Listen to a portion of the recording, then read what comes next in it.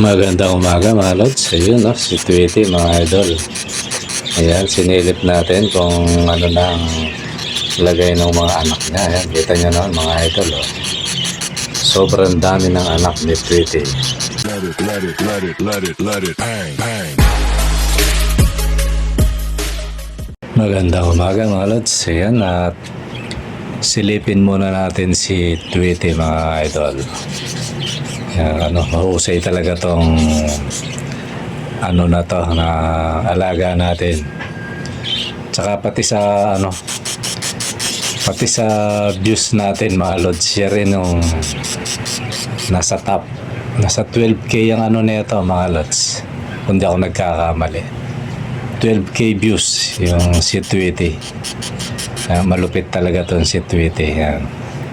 Kaya ayoko siyang gambalain Siguro magantay pa tayo ng mga 2 linggo bago natin siya tatanggalin ko yung cage niya, bubuhatin natin ang buo yan, tapos ipapalit natin yung bago.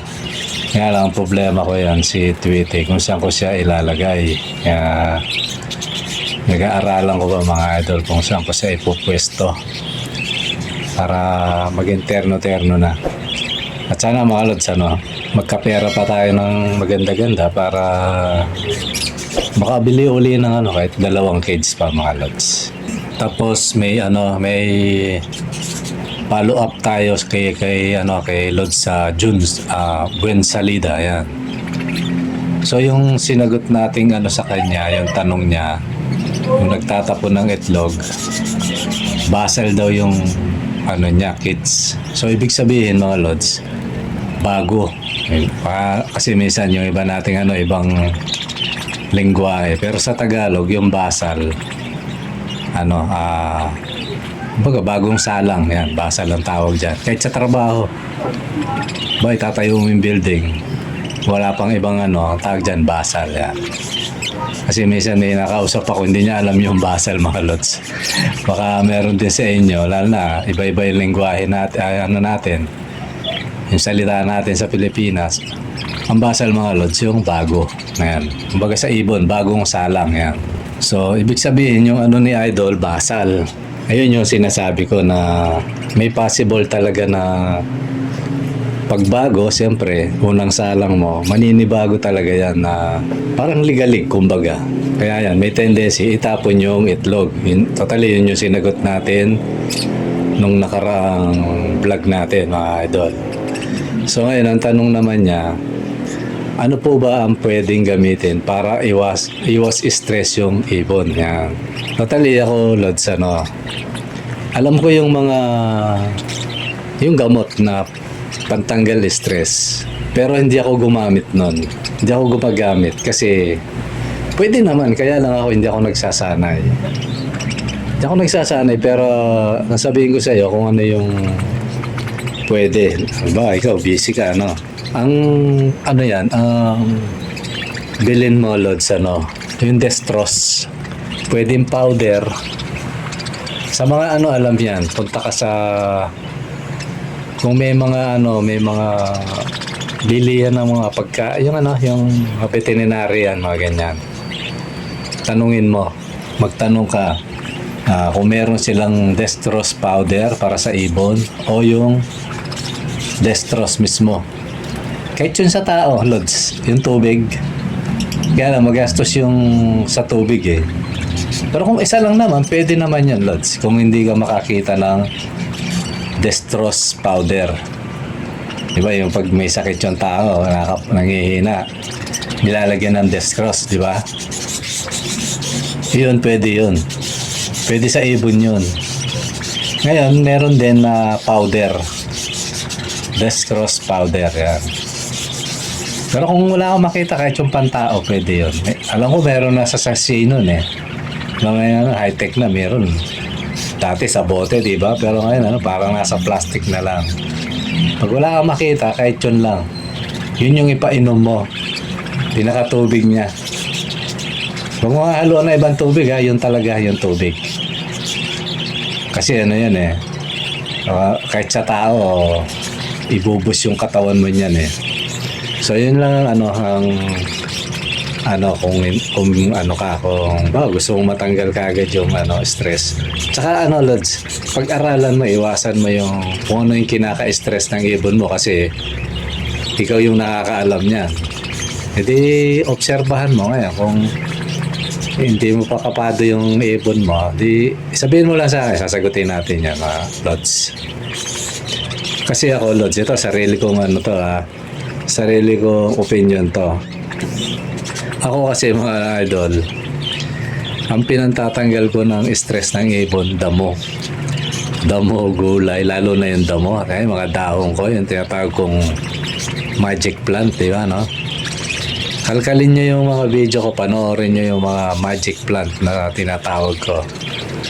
Madali lang naman yan, pasok ka sa channel ko, search mo, magic plant, yan. Para makita nyo kagad. Ilang beses na ako nag-vlog ng gano'n na sa magic plant na yan. Yun lang yung pinapakain ko. Totally, pag hawak ko yun, magkakagulo yung yung mga ibon ko, mga Lods. Lalo na yung pwera yung mga bata kasi na pa lang, nag-umpisa ko pa lang silang pakainan. Pero yung mga breeder ko, pag may hawak ako nun, nasa lalagyan. Nakita nila yung damo, halo-halo yun, mga Lods. May magic plant minsan. Yung Chinese violet. Minsan naman magkahalo. Chinese violet tsaka oregano. Dalawang klaseng oregano ko rito. Merong oregano na normal at tsaka yung albino na oregano. Yan, yung mga maghahalaman, alam yan eh. So, yun ang panggamot ko. Tapos pag may tumutubong seeds, ngayon medyo nalipol kasi natuklasan ng mga ibon, mga Lods. Mga ibong bahay, na-discover nila na pagkain yun. Wala na. Naunahan na yung mga alaga natin. Kaya dapat talaga pag nagtanim muli ako nun, yung medyo nakatago siya. Pag-akyat ko, wala na. Nalilipol na yung hindi makuha kumumpol eh. Kasi sariwa ako pinapakain yan, mga Lods. Yung sa mga ibon yan, gustong gusto yan. Mga damo. Kaya pag nauwi ako ng probinsya niyan, grabe yung mga alaga ako, tuwan-tuwa yan. Kasi yun lang ang panggamot ko sa stress ng ibon ko, mga Lods. Sinasanay ko sila laging binibigyan ganyan. Yung talagang damo, galing sa kasi yung gulay, normal na sa kanila yan eh. Yung kangkong, although gusto rin nila yun. Kangkong, talbos ng kamote. Pwede rin naman, kaya lang ako, natural yun sa akin, talagang galing sa taniman, mga Lods. So yun lang yung panggamot ko. Ngayon kung wala kang ganyan o gusto mong magamot ka agad yung ibon sa stress, dextrose lang, Lods. Yan lang gawin mo. Painom mo. Kaya may powder, gano'n ka ng tubig. Hanggat maaari ang gamitin mo kung makabili ka ng powder, yung nalipasan na ng magdamag para mawala yung chlorine. Para talab na talab yun, mga Lods. Kasi ako, yung mga ibon ko rito, iigib ako ng gabi o magsabay dilig ako sa taas eh. Tapos kakargaan ko yun. Totally 24 hours pala sila yung tubig ko. Kaya kinabukasan, wala nang chlorine yun, mga Lods. Na siya? Tanggal na chlorine. Kasi mga Lods, yung chlorine, isa rin yung nagpapaiksi ng buhay ng ating mga alaga. Diba, no? Kaya maganda, patiningin mo kahit 8 oras. Mas maganda, Ako kasi, pag natapos ako magpakain, kakargaan ko uli yun. So, naka-stack kahit nasa baba yun, tapos i-akit ko na lang. So, ganun lang mga diskarte, mga Lods. Tapos naman, ang kasagutin naman natin uli, si Kenji TV, yan. Yung pumunta rito nung isang araw. Shoutout sa iyo, Lods. Sana mag-succeed ka rin sa kasi si Lods dati siyang magkakalapati daw, ngayon tinigil niya. Hindi ko alam kung yung tsahin niya maraming cage, siguro mag-iibon din yung tsahin niya dati. Tsahin niya ba, tsuhin niya. Nang pakiwari ko, tsahin niya pagkadinig ko maraming cage, sayang. Ayun, niya, kita ko nga yung setup niya, medyo maluwag ganda nga So ayun, nagtatanong siya ngayon dahil si Lods nag-ibon uli mga African lovebird. Ngayon, tatry niya yung ano, yung mga kits. So ngayon, ang ano niya, ang tanong niya sa atin, sabi niya, Lods, okay lang ba na nest box nila 6x6x10? Di ba, no? Totally, sa mga nabibili, ano yan, yan talaga yung sukat. Minsan, ano, 6x8, ganun yan, 6x8x10. Yan sa'yo, bakit 6x6, ano? Masyado nilang tinitipid kung nabili mo yan, Lods. Bagay, ganun talaga, negosyo nila, wala tayong magagawa. Ganito kasi yan, Lods. So, pwede naman yan. Kaya lang, ang disadvantage, pag maliit yung ano mo, maliit yung nest box mo, limitado yan. Parang ano, ganito, yung... Kasi ano nga yan, alam nyo bang mas, ano yan, ang ibon na yan, mas marunong. Hindi naman sa inaano natin yung mga tao, no? Tayo, mga tao. Mas marunong yan kaysa sa atin, eh. O, ba't ko nasabi? Kasi tayo, may mga, hindi naman lahat, ano, pero sama na natin sarili natin. Tayo mga tao, tingnan nyo sa mga squatter area. Ito pasantabi ano lang, real talk lang. Tingnan nyo. Saan yung pinakamaraming mga anak? Di ba, no? Ito, nakaka-relate yung kapwa ako mahirap dito eh. Saan yung ano, talagang bahagdan yung mga anak?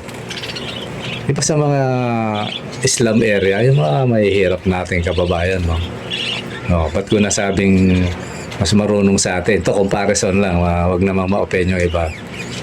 Yung ibon kasi, alam niya kung ilanan yung kakasya sa ano niya. Bigyan mong maliit na nest box yan. Eh, malakas siyang umitlog. I-reduce niya yan, Lord. Suniwala kayo sa akin. Baka imbis na mag-inakay ng 7 yan eh, o siyam, gawin lang niya 4, tapos bubuhayin niya 2. Possible ganun kasi meron akong ganyan. Minsan nga ano isa pang naalala ko dyan, bakit sabi ko, pinapatay niya yung ano, yung daming anak. Yun, minsan paraan niya ng ibon yun eh. Hindi naman ano yan eh. Hindi naman kaisip ng tao na bawal pumatay eh, di ba, no? So isang dahilan yun, mga Lods, na pag maliit, i-reduce niya yung anak niya. Kung hindi siya pumapatay ng inakay, i-reduce niya. Imbis na 7 yung ano, gagawin lang yung 3 yung bubuhay niya. Minsan isa nga lang eh. Yun yung mga possible.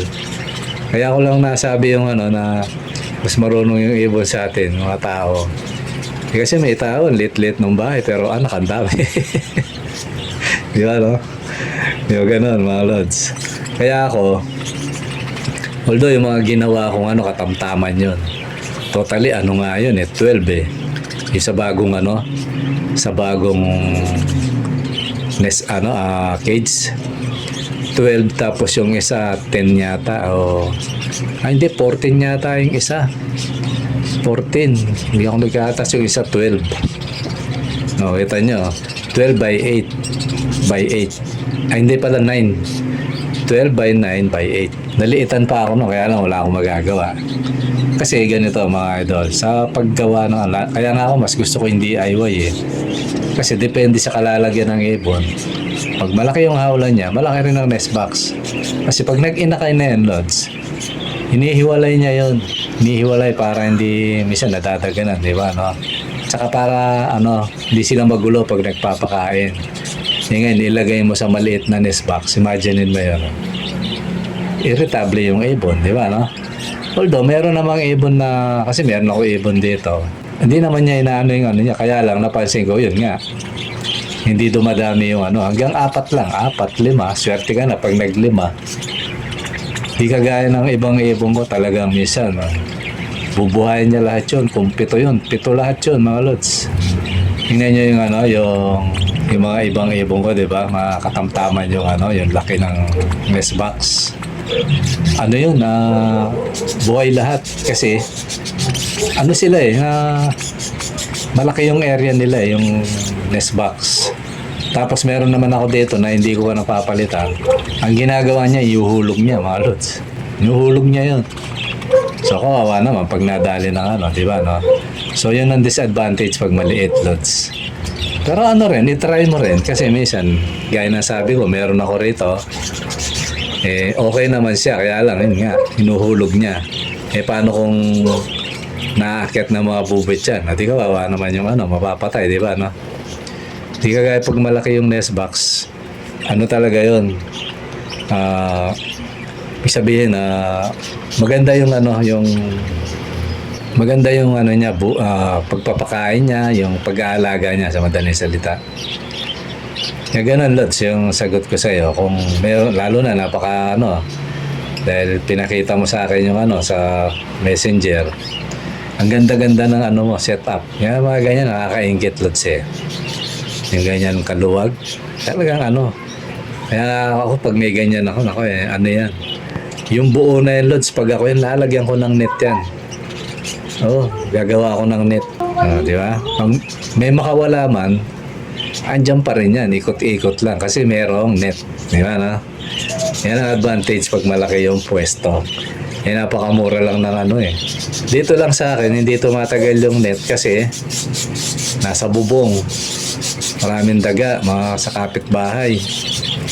Social yung mga daga rito, mga Lods, naka-apartment. Nasa apartment pa yung galing. Nakikita ko eh. Pag umaakit na gano'n, sabi ko, grabe mga ano to, dagan, lalaki.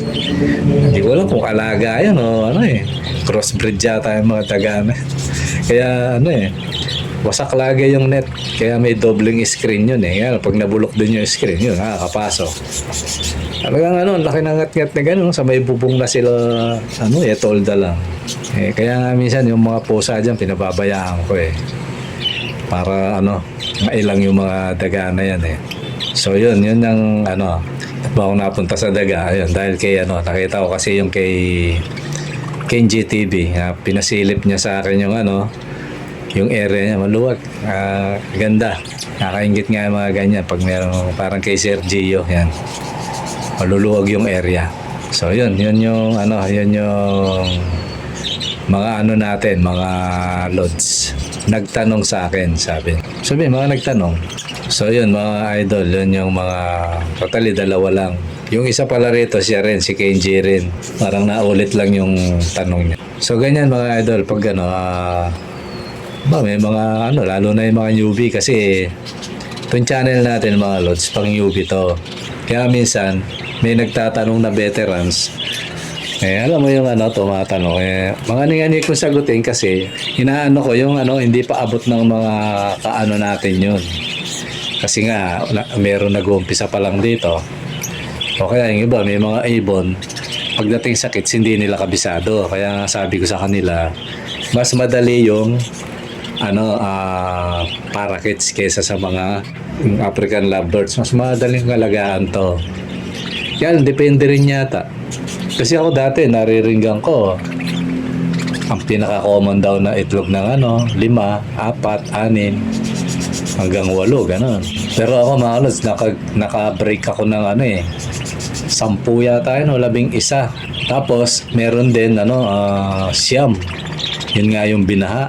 Tuntua nga ako no, kasi siyam, buhay lahat. Si Tweety pa rin yun mga Lods. Kaya break ano to eh. Kumbaga i-record ko yung break ng mga ibong ko. Ito, ano, kumbaga sa Guinness Book of Records, si Tweety nasa record to eh. Dito sa ibonan ko. Na-break niya yung ano. Totally yung na-break niya, ewan ko lang kung meron pa iba. Ito, walang daya yun mga Lods. Anak niya lahat yun o inakay niya lahat. Yun nga lang, inalat dahil nung nagbaha. Ayun, patay lahat. Sila nakakapit na lang, hindi ko na mababa mga Lods kasi yung kuryente nga, delikado naman tayo pag iligtas natin yung ibon, tayo naman ang madidisgrasya. Kawawa sila. Wala na mag-aalaga mga Lods pag tayo na disgrasya. Kaya wala, lungkot na lungkot ako nun. Iwan na natin mga Lods kasi may naalala akong masamang bagay dyan sa ano na yan, yung baha na yan, tuloy-tuloy yan eh. Iwan na natin para ano, nakaramdam ako ng ano, lungkot mga idol. So yun mga Lods, yun lang yung ano natin, yung topic natin ngayon na dalawa lang naman yung nagtanong. Ayan, kaya pinakapayo ko kung ano, itong channel na to, yung kaya lang nating sagutin mga Lods tapos parakeets lang. Ano yun, bawa, nakita nyo para may sakit ang ibon o ba't ganito, ganyan. Huwag kayo mahiyang ano, magtanong. Yung abot ng kaya natin by experience, sasagutin natin yan mga Lods. Okay mga lods, siguro hanggang dito muna at maraming salamat sa panonood. Bye-bye.